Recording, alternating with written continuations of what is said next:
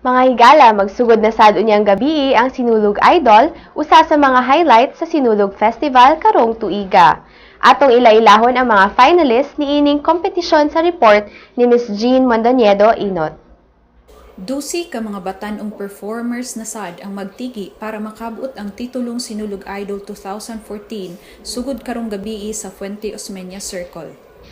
Ang mga finalists mao sila Jason o Eton Buynay, 23 anyos, taga Banawa o BS Commerce graduate sa Southwestern University; Claude o Claudio De Parini, 20 anyos, taga Muhon, Dakbayan sa Talisay ug third year BS Psychology student sa University of Cebu; Jomar Gatchalian, 18, taga Labangon, Cebu City ug alang kaniya first time niyang moapil og singing competition; John Michael Omico Fulgencio, 24 anyos, usa ka registered nurse nga taga Lahug, Cebu City; Michael J. o MJ Morales, 23, call center agent nga taga Mabolo, Cebu City; John Lawrence o Jolo Ramas, 19 anyos, taga Suba, Cebu City; Raylene o Ray Alicaya, 19 anyos, ug estudyante sa Cebu Normal University, taga Sibunga, Cebu; Sheila May or Shay Bukog, 17, BS Masscom student sa University of San Jose Recoletos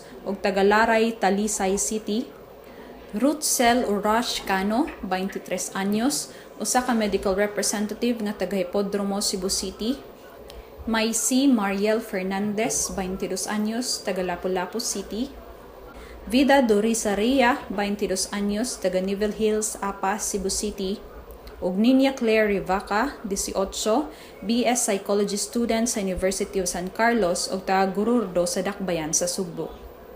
Miagi pa og screening ug vocal coaching ning mga performers alang sa maong kompetisyon. Usa kanila ang mahimong mataktak sugod unyang gabi hangtod sa katapusang adlaw sa kompetisyon. Ang ideklarang mananaog makadawat dili lang sa titulo nga Sinulog Idol 2014, kundi na sa higayon nga mailhan sa tibok nasod sa natad sa pagkanta. Ang mga contestants hukman pinaagi silang voice quality, stage performance, star appeal ug overall impact. Ning maong kompetisyon gipaluyuhan sa Center for Pop Music Philippines. Kini si Jean Mondoñedo Inot para sa Sunstar Pilipinas. At ang iyang live streaming sa Sinulog Idol 2014 sugod unyang gabi sa cebu.sunstar.com.ph/sinulog.